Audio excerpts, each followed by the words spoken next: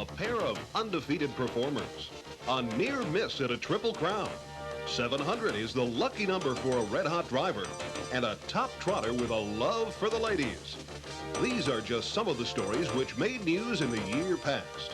Stay tuned as we honor the winners in balloting for Horse of the Year and look back at the harness racing headliners of 1986. Night and Day may be the top tune on Michel Lachance's hit parade. He drove in New York at night and at Freehold Raceway by day and led all North American drivers in wins for the third straight year and shattered all existing marks by visiting the winner's circle on nearly 800 occasions. Not known as a star on racing's grand circuit, Lachance did, however, have a very important win in the Breeders' Crown. Samshu Bluegrass was voted as the top aged pacing mare, many of those votes coming after Lachance's winning drive behind her in the Breeders' Crown at Greenwood Raceway. They continue down the backstretch, and Lachance has his mare on the outside on the move. Samshu Bluegrass up and around en route, and following that move up on the outside is Breeze Brief. With the lead again is Samshu Bluegrass. On the outside, Breeze Brief is second. En route has a wall of horses in front of her. On the outside in fourth now, that's a 7 o'clock, 3/4, 127 and 3. Midway the turn, Samshu Bluegrass by a neck. Breeze Brief is second. En route in behind that pair in third, 7 o'clock, fourth. Stardrift, Hanover beginning to start up on the far outside with 1/8 of a mile to pace. And Lachance goes to work on Samshu Bluegrass. Closing on the far outside is 7 o'clock. Breeze Brief in the center and en route towards the rail. Samshu Bluegrass wins the 1986 Breeders' Crown.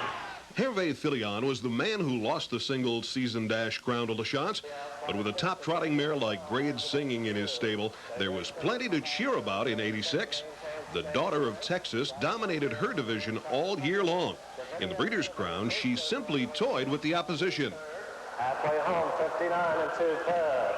Off the turn and down the backstretch, they'll have to catch Grade Singing. She leads at a half length. Davidia Hanover to challenge on the outside second. Scotch Jate down at the rail is third. Baroque in the passing lane with cover is fourth. Little Smoky Baby along the inside fifth. Vonda Hanover on the outside sixth, and Cassandra Lobell trails the field seventh. 3/4, 129 flat. Now they race on the final turn, and Grade Singing holds the lead by a length.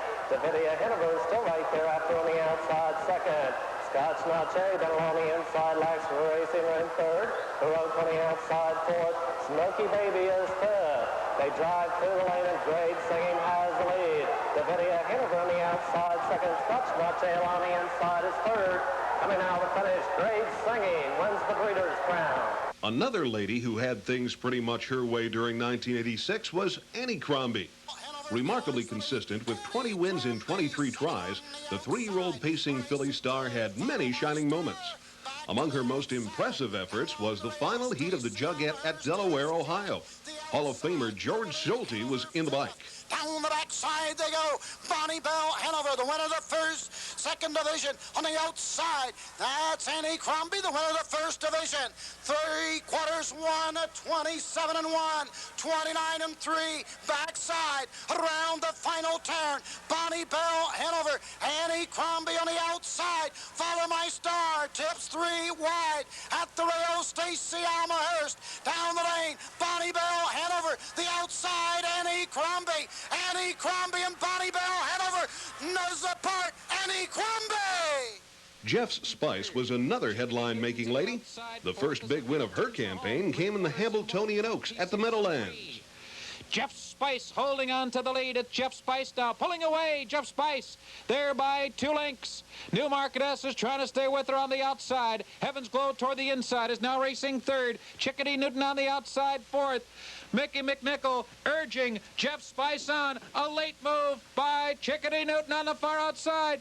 Jeff Spice trying to hold on for the victory desperately, and photo finish. Jeff Spice was there in a fast closing Chickadee Newton. Jeff's Spice clinched honors as the top 3-year-old trotting filly with a remarkable straight heat performance in the Breeders' Crown. The final trotted in track record time. Round the final turn, Jeff Spice in front by a head. Ship's Dream is second. Bright Light Lobell tucked in along the rail third. They're on their way home. Jeff Spice Spice is still there. Bright light Lobell looks for racing room. Jeff Spice with Webster's defines halcyon days as those of calm, quiet, or peace. But few two-year-old pacing fillies got any peace when racing against Halcyon, voted champion in her division. The finish of her Breeders' Crown race at Rosecroft Raceway was, perhaps, the most exciting of the series. 3/4, 129. Throw a blanket over all of them. The field is tight. Halcyon by a neck. Time well spent is second. Mitty A. Seminole needs racing room. Dawn's debut is strong on the rail, now fourth. Mercy closing 3 wide and winging fifth. Down the stretch. It's a Halcyon with the lead. Time well spent. Mitty A. Seminole tries to shoot the rail. It's a Halcyon. Time well spent. Halcyon wins the Breeders' Crown. Another freshman filly, the Trotter Super Flora, emerged as Horse of the Year in her division. In a narrow vote, she edged a pair of talented Canadian-bred fillies, Armbro Fling and Armbro Fern, and beat them both in the Crown at Canterbury Downs. And here they come into the stretch. 3/4 in 128 and 4. And now down the middle of the track, here comes Armbro Fern to take command. To the inside, Consuelo Lobell is second. It is Armbro Fern with the lead. Now on the outside, Super Flora and Ron Waples coming strongly. And Countdown on the outside. Here is Super Flora now taking command. To the inside, Crown Starlet on the outside. Countdown with a late rush. But it is Super Flora. She's going to get it. It's Super Flora and Ron Waples to win the 2-year-old Breeders' Filly Trot in time of 1 minute 59 and 2/5 seconds. Barberry Spur started 1986 as the horse to beat among 3-year-old colt pacers. He did nothing to dispel that notion in the year's first Triple Crown event, the Cane Pace at historic Yonkers Raceway. Annually, Delaware, Ohio's Little Brown Jug is among the most important races of the year. A crowd estimated at over 45,000, though, saw the County Fair Classic hit by torrential rains. The delay, in fact, might have been a blessing for the strapping bay colt who had raced only 6 days earlier in the matron at Garden State Park. Now he faced all the top 3-year-olds on the same track where he had become a world champion at age 2. And pacing fast out of the gate, Souffle on the outside. Racing up laughs now second. Barberry Spur races third at the rail. Comes right to the outside. Racing fourth at the rail. Amity Chef also goes to the outside. Early battles early on, down the backside. Barberry Spur on the outside. Souffle won't give it up easy. Races second at the rail. In at the rail third, it's last. The quarter in 27 and 3. Amity Chef decides to tuck in. Fourth at the rail. K-Chasse at fifth. JJ Citation is sixth. Tucson Hanover to the outside seventh. Treading the field, Tavern Lobell at the 3/8 mark. It's Barberry Spur on top of the field. Souffle racing second. Laughs is third. Amity Chef comes to the outside at the half. 56 and 4. 29 and 1. Second quarter. Racing to the backside. K-Chasse moves up on the outside fifth. JJ Citation is sixth. Tucson Hanover to the outside. Treading the field, Tavern Lobell. 4 in, 4 out. Down the backside they go. Barberry Spur at the rail. Challenging on the outside. Amity Chef now second. The 2 first heat winners are stride for stride. 3/4, 1:25 and 2. 28 and 3. Backside. It's Barberry Spur. Amity Chef second. Souffle third. K-Chasse last at the rail. Less than an eighth of a mile to go. Barberry Spur at the rail. The outside. Amity Chef coming on. But it's Barberry Spur winning the Little Brown Jug. 1:52. 4/5. All that separated Barberry Spur from a Triple Crown title was a win in the Messsenger at Roosevelt. Only 7 horses have won the Triple Crown since its inception in 1955. Among them was Barberry Spur's sire, Anniecrombie. The all-important draw for post position, however, dealt him a blow, landing him a spot in the second row, a real handicap. Amity Chef, second to the favorite in the jug, put an end to Spur's hopes of winning the rarest of harness racing's feats. 1:26 and 3. The third quarter, 28 and 2. Paddock turned the final time. Ombro Emerson with the lead. Robust Hanover second. Barberry, Spur. Amity, Chef with a long way to go. They've got an eighth of a mile to pace now. They turn for home. Ombro Emerson has the lead. Amity, Chef on the far outside. Barberry, Spur. Ombro Emerson. Amity, Chef on the outside with Barberry, Spur. Amity, Chef wins the Messenger. Amity Chef's $1.2 million in earnings tabbed him as the most consistent in a wide-open division and clinched the Horse of the Year voting among his peers. Royal Prestige's 1986 campaign was marked by a problem in winning the big one. He didn't win any of the trotting Triple Crown Classics, but did become only the fourth trotter to win over $1 million in a single year. At his best, Royal Prestige was awesome. Here, winning a heat of trotting's biggest prize, the Hambletonian. Side and the field turns for home. 3/4 in 1, 25 and 3. They're coming into the final eighth, and Royal Prestige is the leader. Holding on, Royal Prestige is there by 2 lengths. Mr. Novak chasing him from the outside. Neville Typhoon is third. Speedy Tamale on the far outside. Bright Light Lobell is coming on late, but it's still Royal Prestige holding on by 2.5 lengths. Bright Light Lobell, here comes the filly after Royal Prestige, but she's run out of ground, and Royal Prestige has won it. In the final, fortune went the way of another, as Nuclear Cosmos, with a brilliant drive by European star Ulf Thoresen, kept Royal Prestige at bay. They're off. Bright Light Lobell is right out after the lead. And toward the inside, Nuclear Cosmos now coming on to grab the lead as they hit the first turn. Bright Light Lobell now racing second. Speedy Tamale is out there third. Shack on the far outside is fourth. And Royal Prestige has come away fifth on the inside. Express Ride parked out sixth. Dance Marathon has come away seventh. Everglade Hanover is now eighth. And next in line, it's Neville Typhoon. Braking going into the turn, Buck Newton, who is now far behind. They race by the quarter in 28 and 2/5 seconds. Here comes Tommy Houghton with Speedy Tamale. They put a nose in front. Nuclear Cosmos trying to match strides with Speedy Tamale up the backstretch. Speedy Tamale there by a neck. Nuclear Cosmos right there matching strides. Bright Light Lobell is stalking the leaders in third position. On the outside, it's Shack fourth.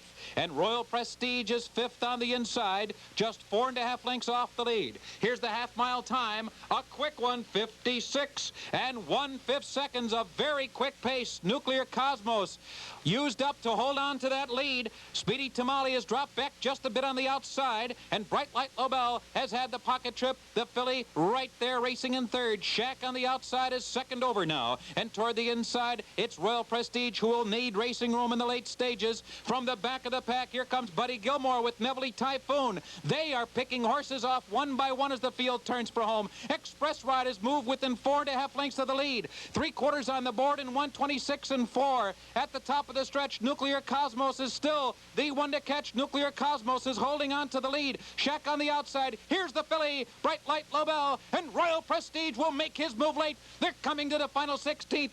Nuclear Cosmos is game and determined. Bright Light Lobell right at his neck. Royal Prestige is closing hard. A dramatic finish. Here's the wire. Nuclear Cosmos has won the Hambletonian. In a moment, a look at a four-legged lover.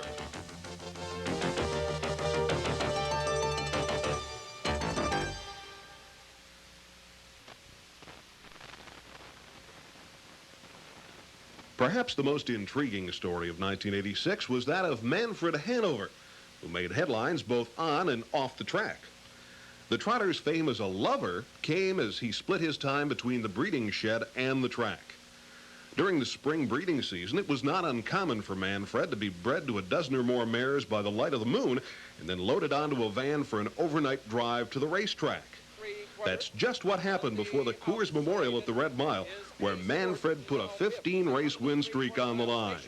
Manfred Hanover has opened a 5-length lead over Hollyhurst as they turn for home with Proudly We Hail racing third and Armbro Crouch fourth.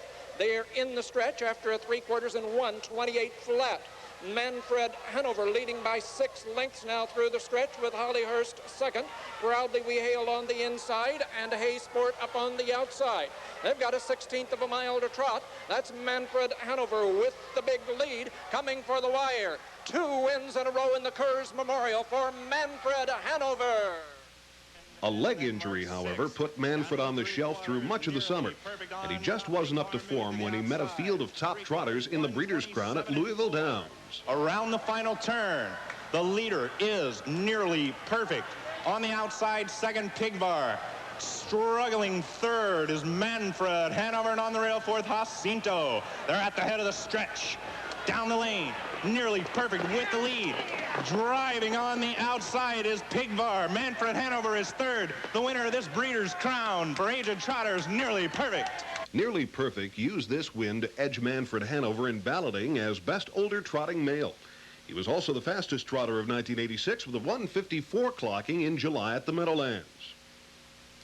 Among 2-year-olds, few horses were able to survive the Mack attack, as Mack Lobell began to dominate a good group of freshman trotting colts late in the season. He became one of the fastest 2-year-old trotters of all time in winning the Walnut Hall Cup at Lexington's famed Red Mile. Through much of the season, Buckfinder was Mack Lobell's strongest rival. They met again in the Breeders' Crown at Pompano Park.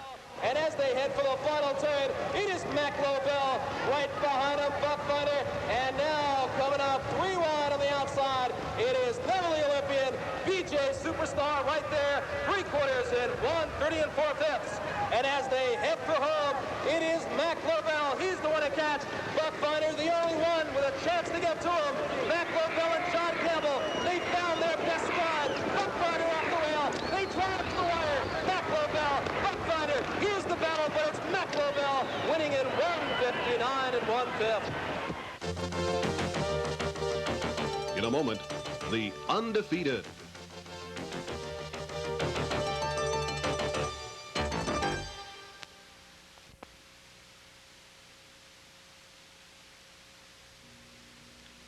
When the top horses go at each other week after week, it's rare to see one go undefeated through an entire campaign.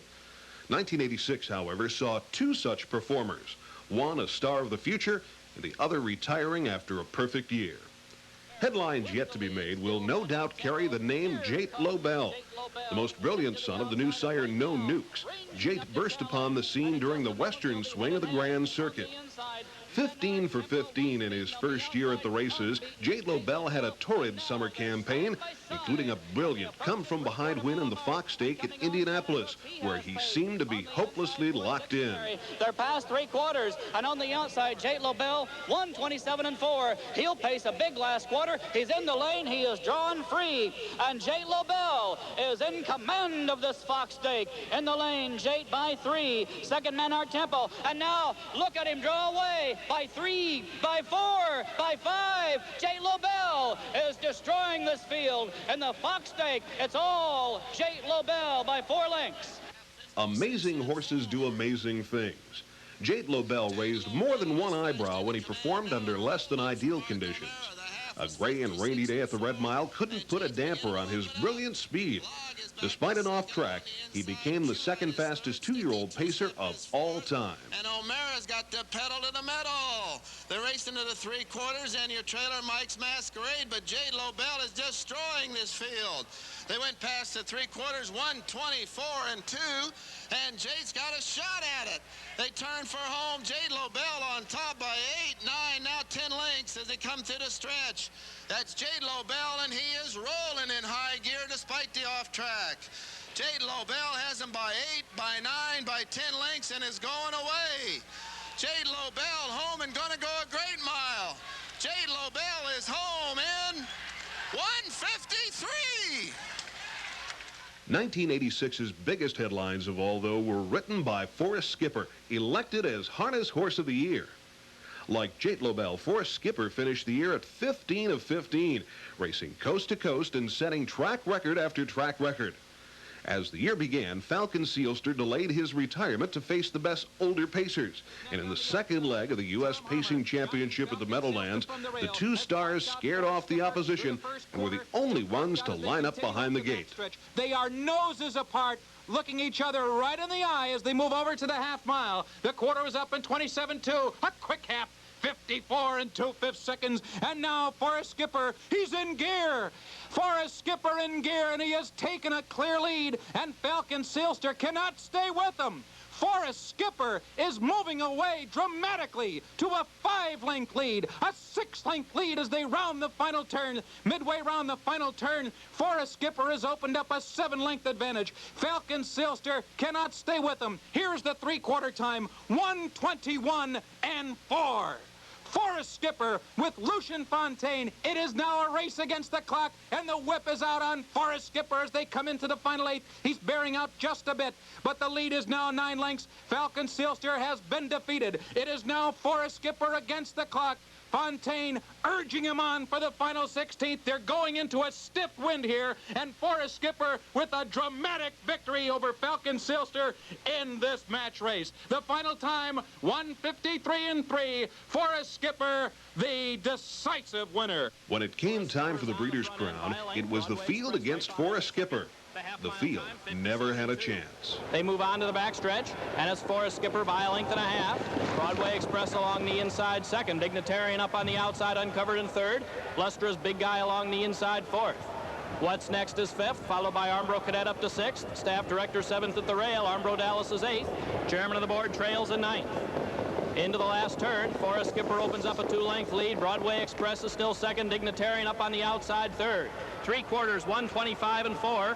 The field turns for home, and Forrest Skipper leads the way by a clear 2 lengths. Broadway Express is 2nd. Lustra's Big Guy into 3rd along the inside. Dignitarian on the outside 4th. Staff Director at the rail needs room in 5th. They're in the stretch, heading toward the finish, and Forrest Skipper leads the way by 2 lengths. Broadway Express toward the rail, tries to hold 2nd. Here comes between horses, Lustra's Big Guy and Dignitarian, but it's Forrest Skipper in front. Those then were the headlines and headliners of 1986. Great freshman stars like Jate Lobell, Halcyon, Mack Lobell, Super Flora, and others will no doubt write the headlines of '87. When they do, we'll be here to report them. And better yet, make sure you're at the races to see them in '87 as they become harness racing's headliners.